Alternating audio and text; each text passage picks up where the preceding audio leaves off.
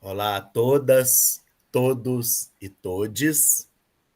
Hoje estamos aqui para mais um Multidix Entrevista, um programa Multidix Entrevista, e nós temos o prazer de receber aqui o professor e pesquisador Diógenes Buenos Aires de Carvalho, professor e pesquisador universitário da área de letras, especializado em adaptação de obras literárias para crianças, literatura infantil e juvenil, leitura, gênero e ensino.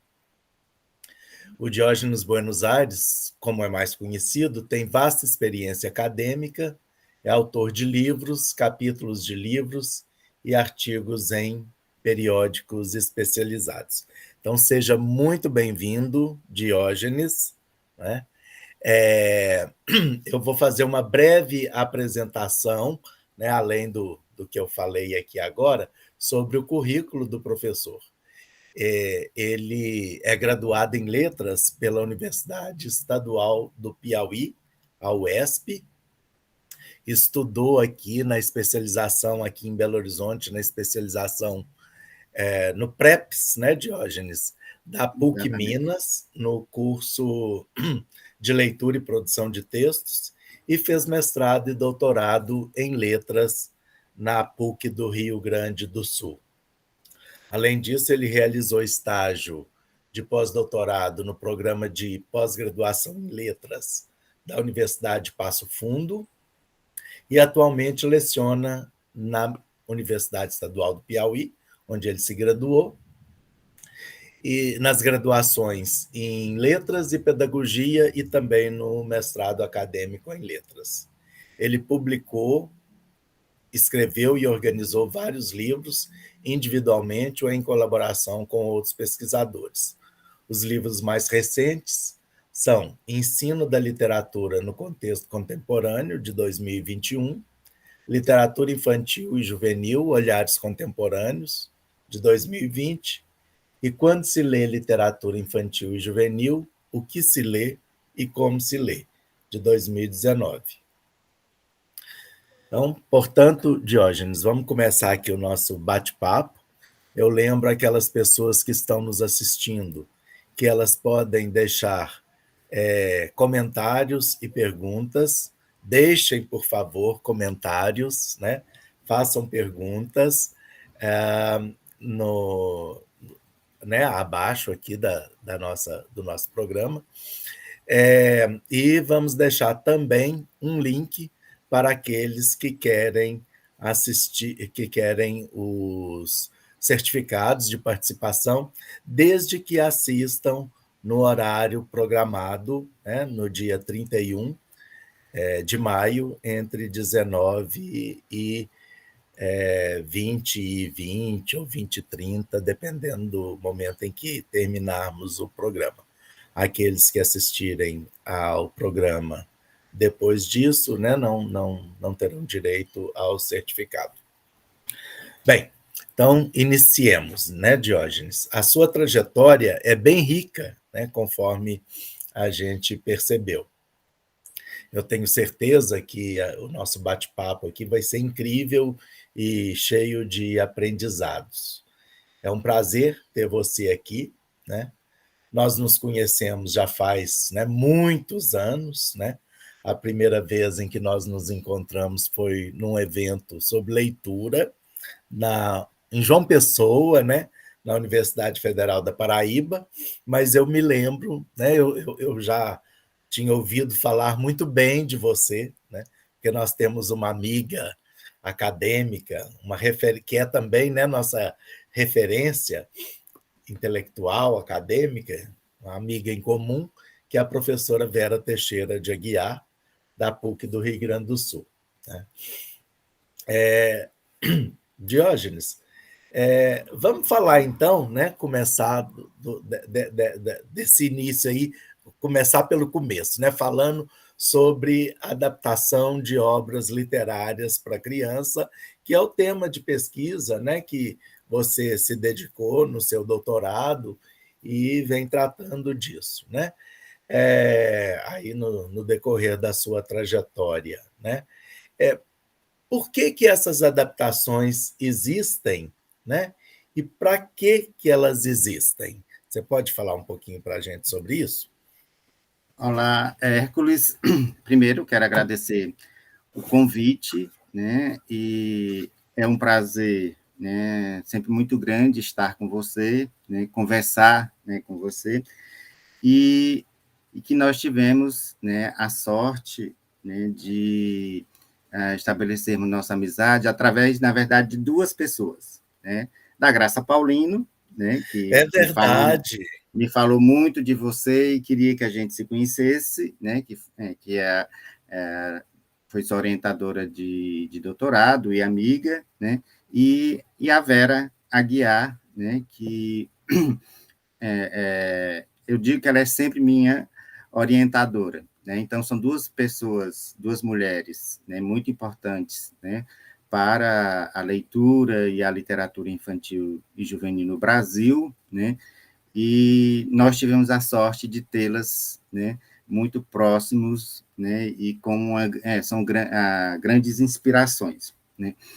Bom, a minha preocupação com as adaptações literárias, né, ela, ela surge, né, ao final do mestrado, né, porque no mestrado eu fiz uma pesquisa de campo, né, que envolvia a questão da leitura, né, vamos dizer assim, entender o horizonte de expectativas, o horizonte de leitura de crianças de diferentes classes sociais. Né? E um dos elementos que, quando a gente estuda a literatura infantil, né, que a gente entende que, historicamente, né, a adaptação literária é a primeira forma, né, de produção de textos direcionados para crianças e jovens. Né, tanto na Europa quanto no Brasil, né, foram os primeiros textos, né, que tiveram como fonte ou os textos folclóricos ou os textos clássicos. Né? Então, do ponto de vista histórico, né, tanto na Europa, né, quanto no Brasil, a adaptação literária está na gênese desses dois momentos históricos. Né? E estando, né, nesse momento histórico, né, o que se observa é a permanência, vamos chamar assim, desse gênero, né, dessa forma de apresentar a literatura através da adaptação, muito embora, né, já tivéssemos, tanto no Brasil como fora, né, uma literatura infantil e juvenil autoral, né, que não precisaria mais de adaptações. Né? Então, foi um aspecto que começou a me provocar, né, era a presença, né, ainda, né, das adaptações literárias. E por que essa presença diante de uma produção literária autoral que não precisaria mais passar por esse processo de adaptação, né? Então, é um fenômeno, vamos dizer assim, que está na gênese, mas que houve uma continuidade, né? E eu acredito que a permanência da adaptação literária, né, dentro desse mercado editorial, né, eu acho que tem várias facetas. Né? Uma, hoje, né, assim, antes, né, é a questão de que normalmente o texto adaptado é um texto clássico que já está legitimado, que já está, né, consolidado dentro do cânone literário, e isso significa, vamos dizer assim, que ele está previamente aprovado tanto pela comunidade, pela sociedade, quanto pela crítica literária. Então, é um texto, e nós temos ainda, né, uma perspectiva, né, da importância desses clássicos, e há um medo, por um lado, né, de que esses clássicos não sejam lidos, então é preciso introduzir mais cedo as crianças e os jovens a ter um contato com essa obra. Né? E, por outro, né, temos a questão editorial, por quê? Do ponto de vista financeiro, né, a adaptação, né, ela não envolve direitos autorais, que a grande maioria, eu acho que acredito que 99% dos textos adaptados, eles são de domínio público. Né? Então, o custo, vamos dizer assim, é de contratação, né, de um adaptador, né, que possa realizar esse trabalho. Né? Então, nós temos, de um lado, né, a ideia de que é preciso os jovens, né, e as crianças terem contato o mais breve possível com esses textos canônicos. Por outro, é um material que tem um custo operacional menor, ele já está consolidado enquanto cânone, então ele não teria, vamos dizer assim, uma rejeição por parte do público, né, sobretudo o público escolar, né, em especial os professores que fazem a seleção dessas obras. Ah, muito bem, muito obrigado, Diógenes. É, vamos pensar, a sua tese de doutorado, você trabalhou especificamente com adaptações, né, do Uhum, Robinson Crusoe, né, do exato. clássico Robinson Crusoe, né? Eh, que tipo de trabalho foi feito, né, a que conclusões, né, você chegou sobre a adaptação literária a partir desse estudo? Bom, diante da inquietação, né, da permanência da adaptação literária dentro do horizonte, né, de expectativa do leitor contemporâneo, eu me propus a fazer um mapeamento, né, acerca dessas publicações. Né? E, ao fazer esse levantamento, né, eu consegui detectar mais de 400 obras, isso desde o final do século XIX, né, ao século XX, né, final do século XX, ou seja, um longo percurso, ou seja, desde quando foi feita a primeira adaptação, né, que foi feita pelo Carl Jansen, né, até o início do século XXI, né, nós vamos ter recorrentemente a publicação de adaptações. Né. Diante desse levantamento bibliográfico que eu pude fazer, né, não só o autor adaptado, a obra adaptada, quem era o adaptador, o ilustrador, a editora, né, se eles estavam organizados em sistemas inseridos em coleções, séries, que é uma forma editorial de fazer circular as obras, né? Quando, a partir do momento em que eu consegui fazer esse levantamento, né, esses dados me trouxeram, né, primeiro, né, o autor mais adaptado, né, é o Daniel Defoe com o Robinson Crusoe. Né?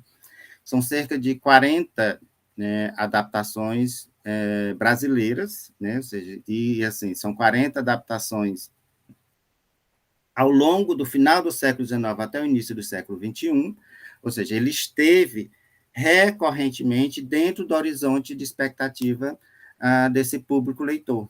Né? E o outro aspecto, sim, tem esse aspecto quantitativo que eu pude observar, mas eu não poderia, numa tese, analisar 40 adaptações, que seria, né, impossível. Ainda hoje eu estaria fazendo análise.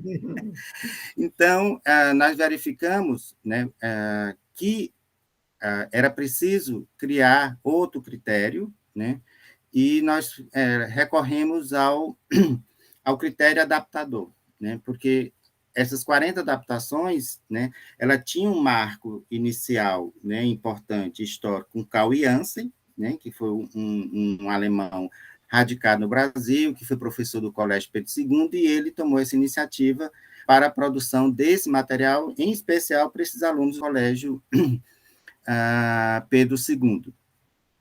Aí nós, por exemplo, tem o Carl Jansen, tem a sua importância histórica, depois nós... Inclusive, né, Diógenes, só para os nossos internautas aí saberem, né, ele ficou mais conhecido pelo nome aportuguesado dele, né, o É Carlos Carlos Jansen, né? Jansen, né? Exatamente. Né? Está Além muito do chique Carl, falando em alemão. além do Carlos Jansen, né, nós tínhamos o Monteiro Lobato como adaptador, né, na década de 30, né, e nós tivemos, né, já na década de 90, né, Ana Maria Machado, né, como adaptadora. Né?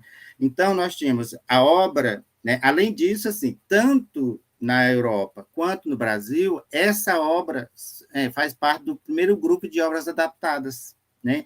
Então, historicamente, né, a obra do Robinson Crusoe, a obra Robinson Crusoe tem essa importância histórica, tanto para a Europa quanto para o Brasil. O segundo critério, né, é o do adaptador, então nós selecionamos adaptadores que têm uma importância para a história da literatura infantil brasileira, né?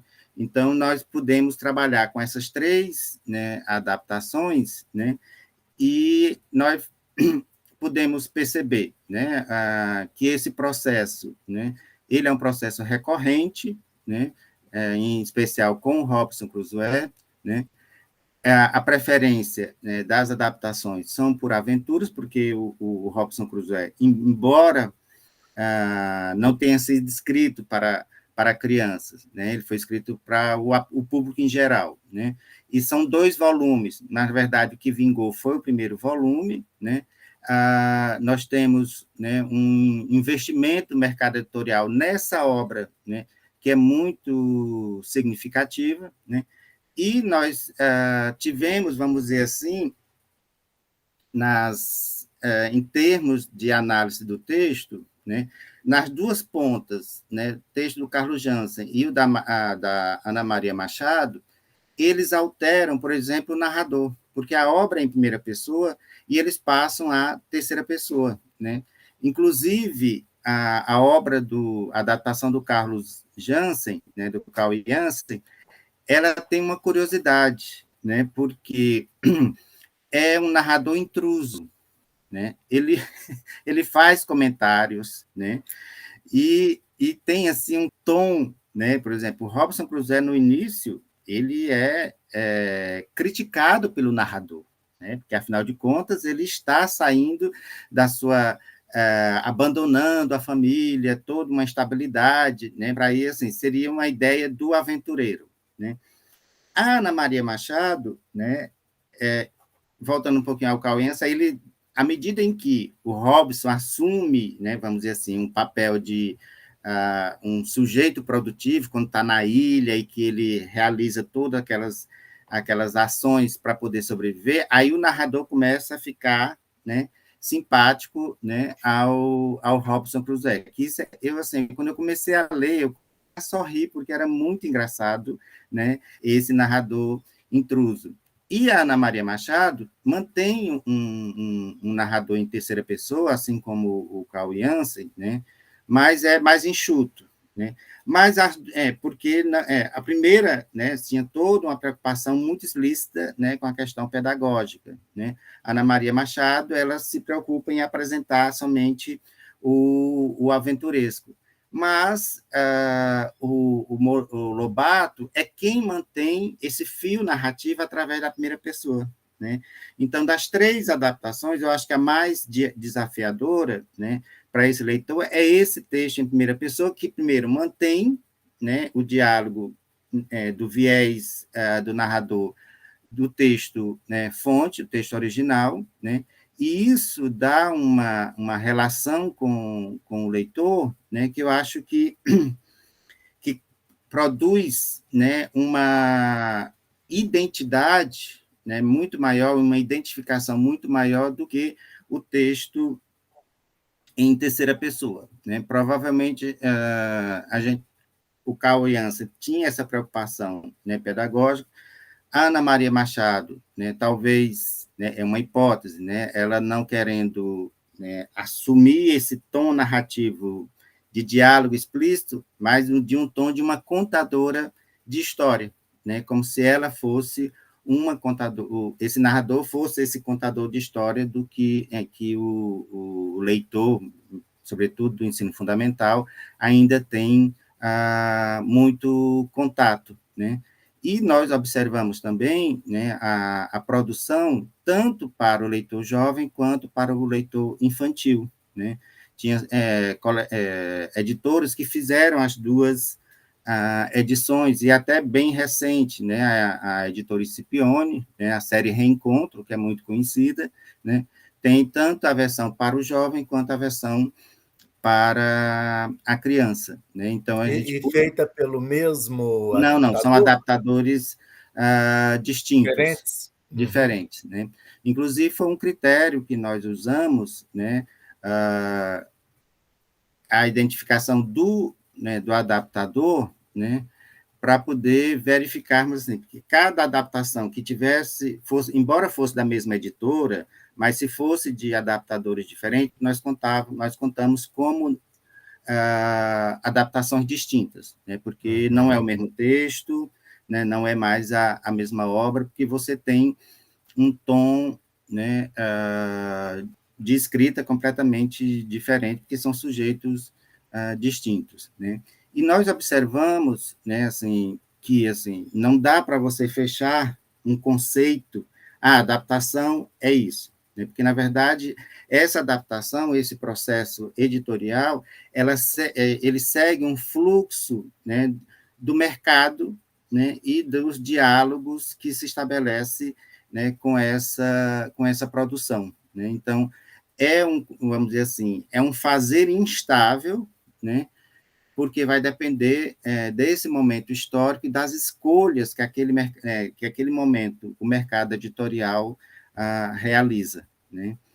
Então nós temos permanentemente a presença dessa obra, né, literária através das adaptações. Essas três adaptações, né, que você, provavelmente a Vera, né, teve uma contribuição nisso também. Essas três adaptações escolhidas, Jansen, Lobato e Ana Maria Machado, foram adaptações para crianças, né? Na verdade, elas ficam num limbo, né? Acho que a primeira, né, ela é mais volumosa, ela tem um perfil mais do leitor jovem, né? Mas a do Lobato e da Ana Maria Machado, né, ele fica ali no limbo, né? Tanto a criança quanto o adolescente podem ler, né? Uhum. E foi observado, né, também na minha pesquisa, né, dado a presença do adaptador, né, que o nome do adaptador, né, ele é usado, né, de modos distintos, né, ao longo do tempo, né, mas que se repetem mais ou menos a mesma escolha, né. Por exemplo, o Monteiro Lobato, né, ele está em primeiro plano em relação ao nome do Daniel Defoe, né? O da Ana Maria Machado, ele já está, né, vamos dizer assim, no mesmo patamar, né? Isso do ponto de vista da capa, né? Porque essa é uma informação importante e relevante, né?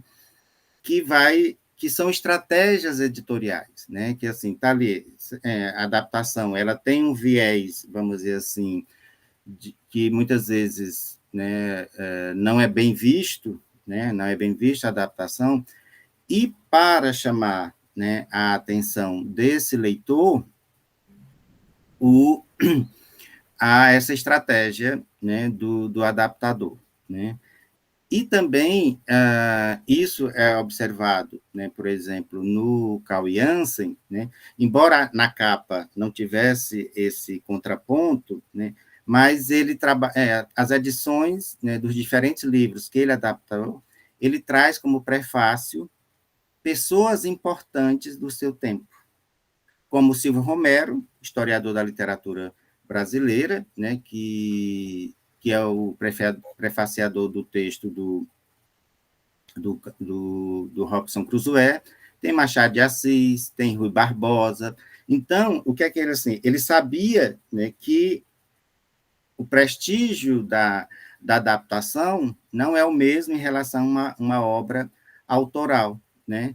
E ele, não sendo um escritor, né, consagrado como autor de literatura, né, ele busca nesses prefácios essa legitimação dessa obra, né? Então ele foi muito estrategista, né, no final do século XIX, né, ao fazer isso, né? Agora as outras adaptações já não têm esse prefácio, mas tem o uso de um ilustrador, né, ilustrador não, de um adaptador importante com o nome já consolidado no mercado editorial. Bacana, né?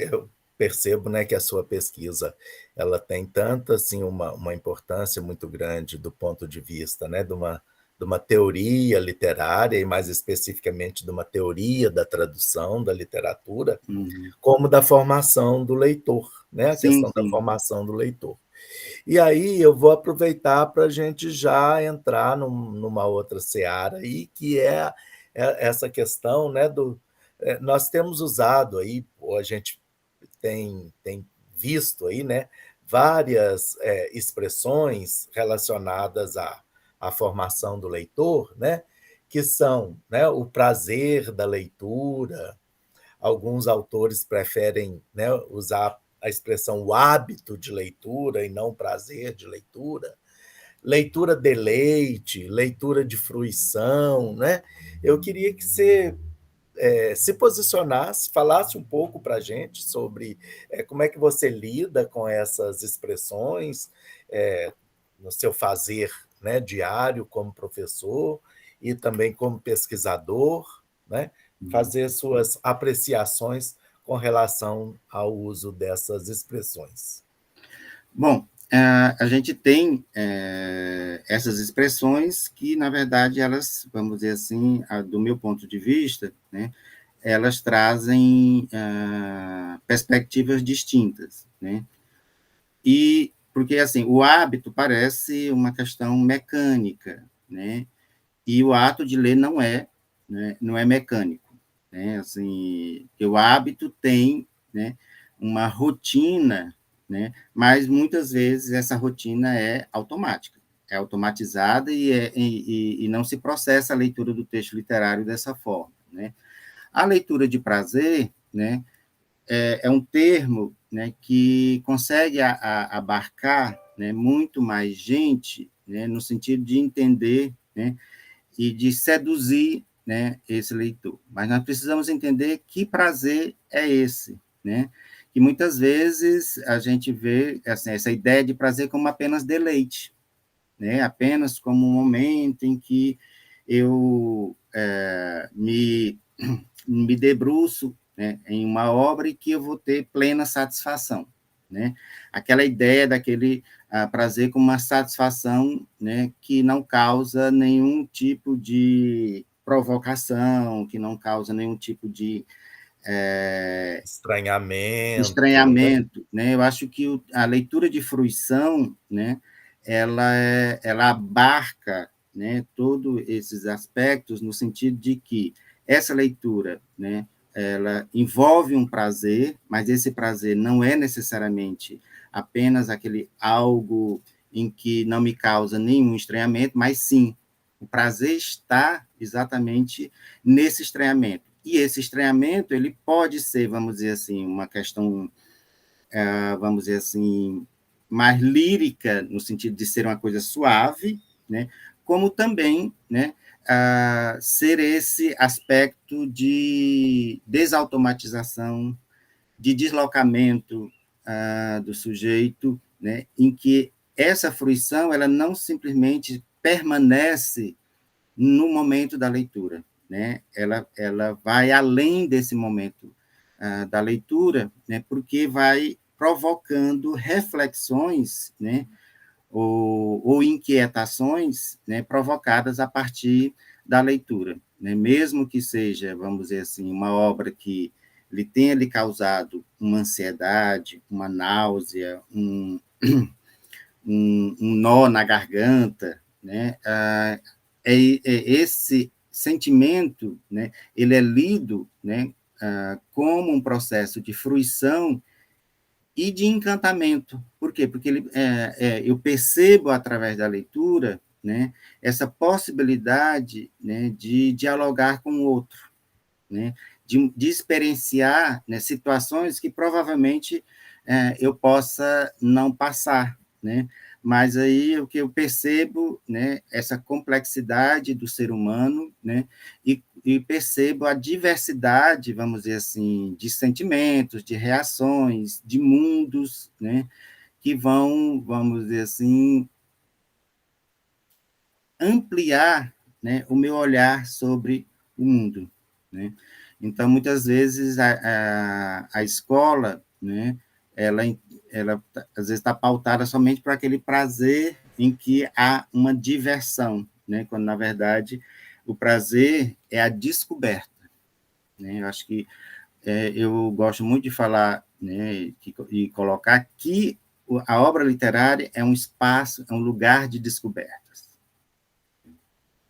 E de ampliação, de repertório, né? Sim, Repertório sim, exatamente, linguístico, é a descoberta. cognitivo, emocional, não é? Sim, exatamente, porque isso vai ampliando, amplia, né, a possibilidade desse repertório linguístico, desse repertório temático, desse repertório de formas literárias, né, que vão implicar, né, processamentos distintos, consequentemente, todo o processo cognitivo vai se ampliando, né? Uhum. Além disso, né, que é através do processo cognitivo, que é estabelecer as relações que muitas vezes nós só conseguiremos fazer através da leitura de determinadas obras, sobretudo quando são mundos completamente diferentes do nosso, né, e que nos propiciam, né, essa descoberta, né,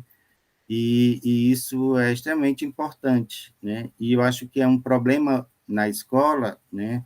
É exatamente não dar voz, né, aos nossos discentes e alunos, no sentido de entender esse lugar como um lugar de descobertas. E isso, muitas vezes, só é possível através do diálogo verbal entre dois leitores, entre o professor e sua turma, né? Que é quando esse aluno percebe, né, o que ele descobriu, como é esse lugar de descobertas que o texto literário nos apresenta, né? E com isso, né, ele se sente sujeito da leitura, né? Porque é um processo, vamos dizer assim, de significação individual, né, compartilhado com os outros, a troca, né, de descobertas distintas, né, enquanto o aluno, né, tiver apenas que responder um questionário, né, ele não tem a possibilidade desse lugar de descoberta, né, desse lugar de significação, porque a gente só volta a ler, né, quando a gente percebe, né, esse lugar e que faz sentido para a gente buscar. Você acabou já dando a deixa para a gente passar, e se bem que a gente já está passando, né? Da adaptação para a formação Uhum. do leitor de forma, né, mais ampla, né? Mas aí você falou agora do responder, né, o famoso questionário Uhum. sobre as obras, né? Ou sobre uma obra, né? Questionário de leitura, né? De acordo, né, com seus últimos trabalhos, de acordo com as suas observações, né? Que você tem observado práticas ou abordagens mais inovadoras da leitura literária na escola, ou até mesmo em outros espaços de formação Uhum. de leitor? Bom, o que eu tenho observado é que, assim, a escola ela tem uma rotina, né? E isso não é um problema ter uma rotina, né? Mas como essa rotina acontece, né? E temos aquela velha história do conteúdo a ser ministrado, né?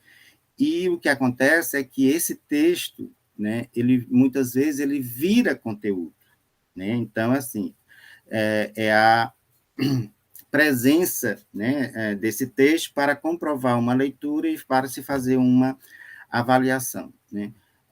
Essa questão do que seria essa inovação, né, por incrível que pareça, eu acredito que a grande inovação é quando o professor é um leitor e ele consegue estabelecer esse diálogo, né, profícuo, né, com os seus alunos, né, exatamente no sentido de uma leitura de verdade, né, uma leitura que busca essa significação.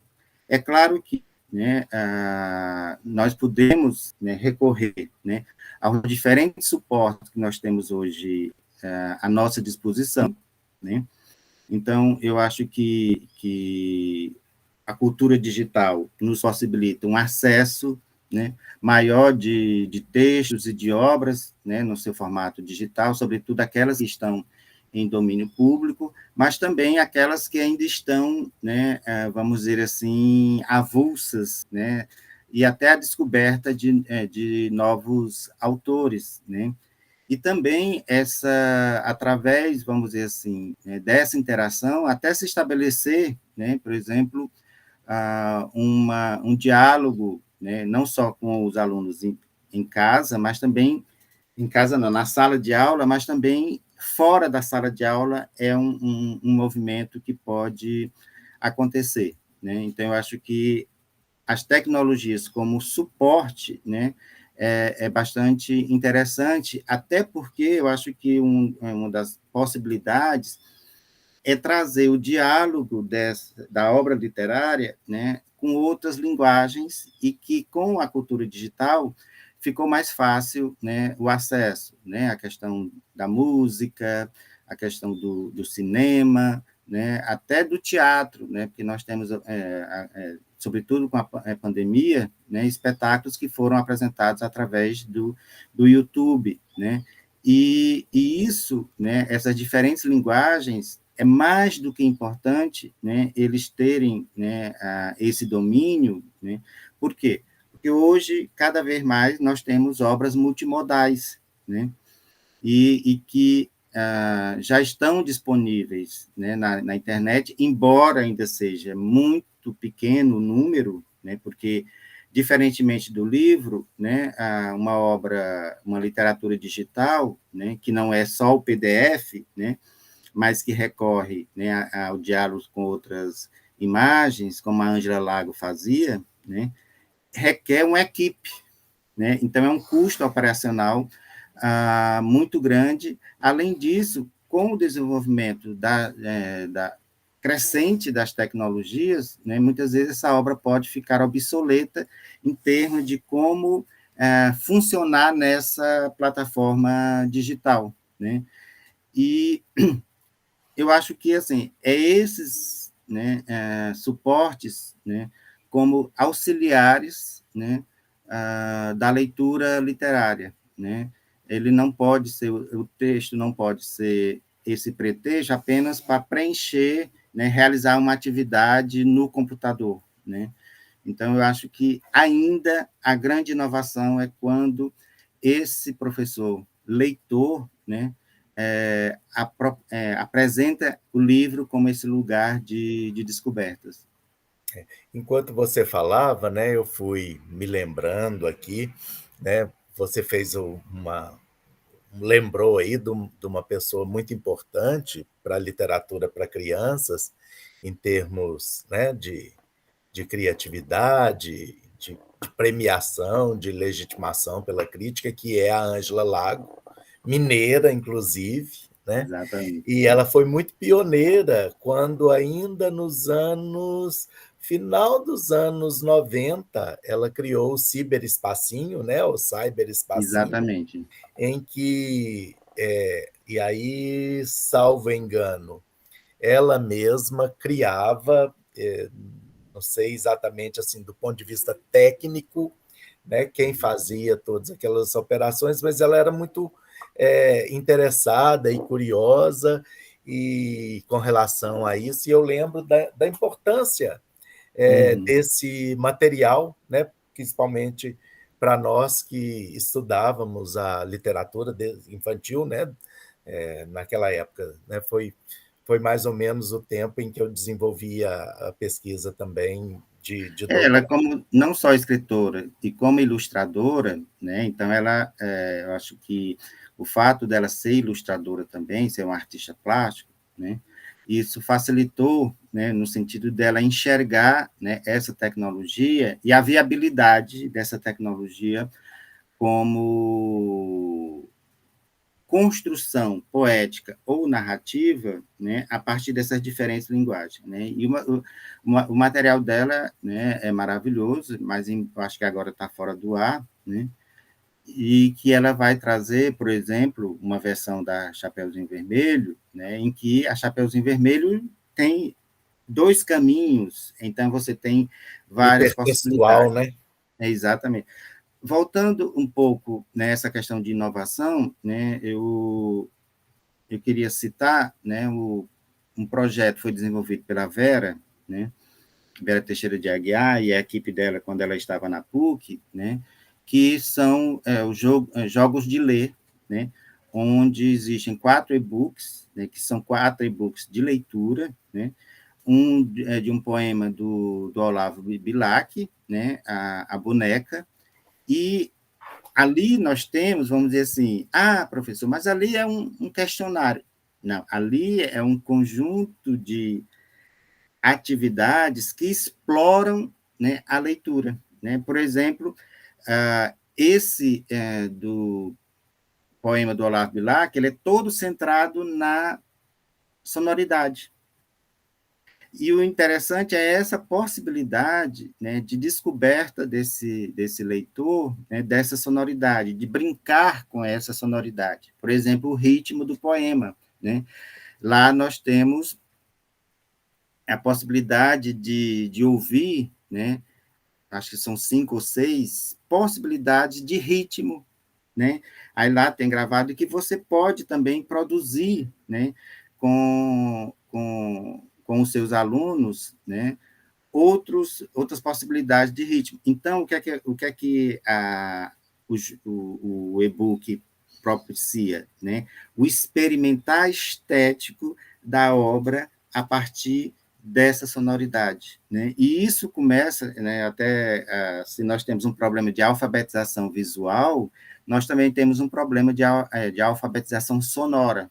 Né? Então, eu acho que e um outro e-book, né, que é de construção de narrativas, né, já é a partir de um livro que já foi publicado, da Glaucia de Souza, né, a Tesselina, né, e você tem, o leitor é quem vai montar e ordenar, né, a linearidade, né, da obra. Né, e essa composição que mantém fiel ao texto, mas o processo de leitura são vários, porque ali eu vou construindo várias narrativas, né, e por vários caminhos eu vou tendo que montar esse texto. Então, temos uma experiência estética exatamente desse processo de composição narrativa. Eu me lembro que eu estive inicialmente, né, quando estava sendo montado o primeiro, que foi o da boneca, né, então eu ainda participei de uma ou duas reuniões, eu não me lembro. Né, mas o mais importante disso tudo, né, que eu acho que ainda hoje vale, sobretudo com essa ideia agora da inteligência artificial, né, é que a técnica, né, ainda não superou a nossa imaginação, né, porque a gente, assim, nós criávamos, né, sobretudo o pessoal que estava mais envolvido, né, e a técnica em informática dizia assim, não, mas isso não dá para fazer, isso não dá. Então, isso significa que, embora nós tenhamos hoje essa tecnologia artificial, a nossa imaginação é ainda muito mais eficiente e que, né, a tecnologia, né, que tem que correr atrás, né? Então eu até brinco assim que a tecnologia lute, né, para acompanhar a imaginação do humano. E é um trabalho que Que ainda bacana. está disponível, você pode acessar, né, o site da professora Teixeira de Aguiar, Vera Teixeira de Aguiar, né, que é os Jogos de Ler, né? Então é muito interessante, é uma experiência muito interessante. Então fica a dica aí, né? Os Jogos de Ler, né? Que é um projeto que foi desenvolvido na PUC do Rio Grande do Sul pela professora Vera Teixeira de Aguiar. Será que chamando Jogos de Ler PUC Rio Grande do Sul no Google, é provável que a gente chegue lá, né, Exatamente. Diógenes? Eu me lembrei também, enquanto, né, a gente conversava aí, de um aplicativo que eu conheci recentemente, porque eu participei de uma banca de mestrado da Universidade Federal de Lavras, que é em cima da poesia do Manuel de Barros, que é o Crianceiras, né? E a gente vê, de acordo com a própria pesquisa mesmo, né, o quanto essa literatura nos meios digitais, né, e aí não é só a literatura em si, mas tudo que envolve a literatura, né? Por exemplo, a função aí dos booktubers, né? Que são mediadores de leitura de um alcance grande aí entre jovens principalmente, mas entre crianças também. Inclusive algumas booktubers mirins, né, que aparecem, mas mostrando o quanto essa literatura em meio digital, com essa exploração, né, grande da multimodalidade, né, ela pode somar, né, ao Sim, livro impresso, né? Não é uma questão de competir com o livro impresso, mas de somar com a leitura do impresso, né? é, Bem, ô Diógenes, eu gostaria de agora, né, falar de um outro tema que tem sido aí objeto dos seus trabalhos, né, que são os chamados temas fraturantes da literatura para crianças e jovens, né?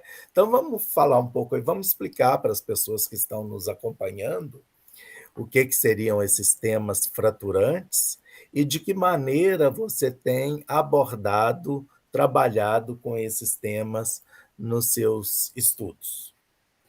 bom, os temas fraturantes, né, são, vamos dizer assim, os temas considerados polêmicos, né, que têm um nível de densidade, né, e que, vamos dizer assim, são aqueles temas em que a gente constantemente ouve os pais ou os professores, como é que eu vou tratar desse assunto, né, em sala de aula, né, ou no dia a dia, né, e que envolve, né, por exemplo, a questão da morte, né, da sexualidade, da violência, das questões de gêneros, que essas questões, né, são não só emergentes, né, mas que fazem parte de modo permanente da nossa existência, né, e vem, né, a comprovar, né, o que a teoria da literatura expressa de que todo e qualquer assunto pode ser tratado com a criança e com o jovem, né? É preciso que isso seja realizado a partir do ponto de vista dessa criança e desse jovem, né? Embora, né, os sistemas fraturantes muitas vezes têm sido objeto de restrições, né, de censuras, né, quando há uma leitura equivocada, né, dessas obras, né? Então, trazer, né, situações, por exemplo, como a morte, a questão da sexualidade, questões de violência de gênero, né, pressupõe um, vamos dizer assim, um processo de formação desse leitor e desse leitor crítico para as novas demandas, né, contemporâneas, que, na verdade, elas são sendo contemporâneas ao longo do tempo, que à medida em que, né, essas questões, porque elas permanecem o tempo inteiro nas nossas vidas, né, e que é importante essa interação e esse diálogo, né? E muitas vezes, né, que é o que muitos pais e muitos professores, né, não entendem, é que essas perguntas polêmicas, né, sobre sexo, por exemplo, né, eu até brinco em sala de aula, né, que na verdade o adulto lê, né, e já coloca toda a sua malícia, né, em cena, pensando que a criança está tendo o mesmo pensamento libidinoso, né, por exemplo, em relação ao sexo, mas ela quer apenas uma explicação muito simples, né? Ela não quer, ela não está pedindo informações, por exemplo, sobre o Kama Sutra, que essa é a cabeça do adulto quando vê essa questão. Não, ela quer saber uma informação simples e com resposta simples, porque ela não, naquele momento é o que interessa para ela, né? Ela não tem essa vivência, essa experiência, vamos dizer assim, do adulto, né, que traz, que rompe, né, porque o adulto rompe com aquela questão do pensamento mágico, né, e que tem uma reação racional e reacionária, né? São, sobretudo, reacionárias, e que, por exemplo, a Lígia Bojunga trata muito bem, né, nos seus livros, tanto a morte quanto a questão da sexualidade, as relações de gênero, né? Então, Abuso, suicídio, né? suicídio, exatamente. Eu acho que ela é uma das autoras que consegue abordar de maneira mais delicada, né, sem precisar, né, usar uma linguagem, né, vamos dizer assim, pesada, né, e ela faz, né, com que nós possamos refletir sobre esses diferentes processos que estão nas nossas vidas e que nós não temos como escapar, né? Por exemplo, a morte. Né? Em termos de trabalho, né, acho que uma das vertentes que tem sido mais apresentada através, sobretudo, das orientações, né, são as questões de gênero. Né? Inclusive, agora eu tenho uma doutoranda da área de literatura de língua inglesa, né, onde ela está explorando, né, a presença de personagem trans na literatura infantil dos Estados Unidos. Né? Então, assim, é uma temática extremamente contemporânea, que ainda, né, não se tem, vamos dizer assim, um conhecimento consolidado, né, de como essa literatura aborda, né, essa perspectiva de identidade de gênero, né, que é diferente de uma identidade de sexo, né, e isso faz com que a gente entenda melhor, né, essa pluralidade que é o humano. Muito bem. Muito obrigado, Diógenes.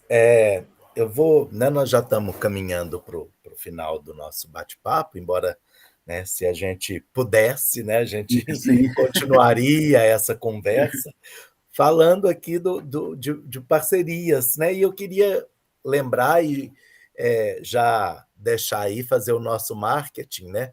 Nós temos um livro digital que nós organizamos, né? Eu, você e a professora Marta Passos, Uhum. outra grande parceira aí de trabalhos, né, do Cefet, que é fruto de um simpósio que nós apresentamos em Lige, né, no Rio de Janeiro.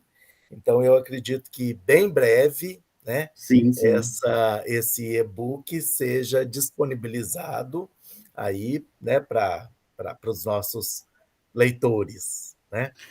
E essa parceria é fundamental, né, não só como uma relação humana, né, mas nessa relação profissional que nos possibilita, né, a interagir, né, com amigos e colegas, né, que realizam pesquisa, né, e conseguir com que nós tenhamos mais espaço, né, em relação à nossa temática, né, e esse livro, que é um e-book que vai sair gratuito, né, pela Dialogartes, né, e que são textos que nos traz questões importantes, né, e que tem uma ampla circulação em que as pessoas não precisam pagar.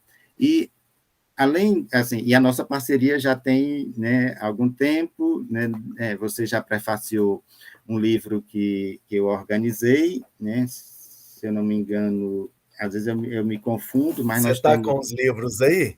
né, Ah, esse. linguagem, Não, esse eu não né, sei se eu prefaciei ou eu tenho um não, artigo acho que nele, foi não? esse outro, né? Isso exatamente. Aqui você tem um artigo, né? E Que foi esse quando eu outro aqui, eu acho estive que é aí, né, exatamente na participando de um universidade. evento do nosso curso de letras, né?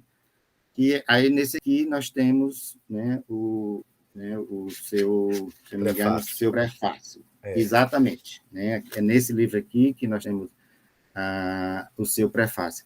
E, além dessa parceria, nós estamos também juntos no GT, no Grupo de Trabalho de Leitura e Literatura Infantil e Juvenil da ANPOL, né, que tem nos possibilitado, né, publicar e pesquisar juntos, né, e tem esse livro que saiu pelo Mercado de Letras, Literatura Infantil e Juvenil, Olhares Contemporâneos, onde eu organizei junto com a Fabiane Verard, da Universidade de Passo Fundo, e o João Luiz Secantini, da Unesp, né? É um livro que está muito bom.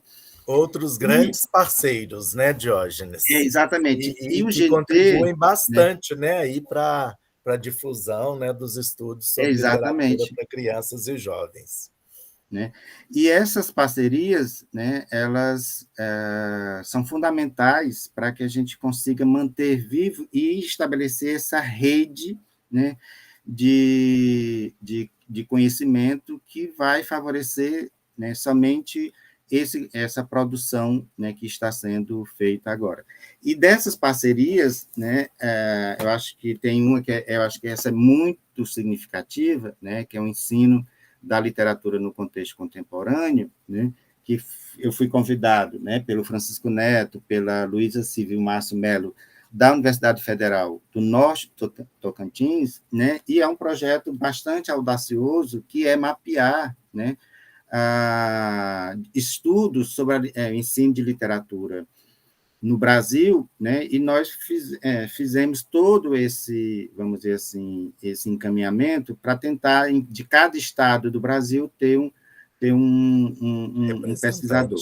Além disso, nós vamos ter, né, nesse livro, pesquisadores, né, da França, do Chile, né, da Espanha, né, e do Canadá. Né? Então, nós temos também da Mercado de Letras, né, é um livro que vale muito a pena, e está em gestação, né, com a parceria com a Federal do Norte Tocantins, uma continuidade dessa discussão do ensino de literatura, agora o ensino de literatura para as margens, vamos dizer assim, né, que aí é um outro viés, né, do ensino da literatura, né, e tem, além do GT, né, eu faço parte da rede de ensino Nordeste de ensino de literatura, que foi capitaneada inicialmente pela professora Daniela Segabinazzi, né, da Universidade Federal da Paraíba, né, e a coordenação agora da rede está com a professora da Estadual do Ceará, né, e que tem nos mobilizado, né, de forma, vamos dizer assim, tanto geográfica quanto na difusão do conhecimento. Né? Então, é muito significativo e muito importante essas nossas parcerias. Isso mesmo, né? Uma delas, inclusive, aqui, através, né, desse projeto que é o Multidix Entrevista, né? Não, porque ainda não falei para o Hércules, né, mas já tenho outra proposta para a continuidade, né, da nossa parceria em termos de livro, né, junto com a Marta Passos, né, já venho pensando, eu vou deixar esse primeiro livro sair para a gente, que é um livro, né, vou até fazer um spoiler da proposta, né, que é sobre essa relação entre a literatura infantil, né, e outras linguagens, em especial a linguagem visual, né, e que a gente vai estar dentro do universo da multimodalidade, né, que é uma ótimo, temática, né? Que venham, né, mais parcerias, mais com produções, certeza. Né? Mais livros, né?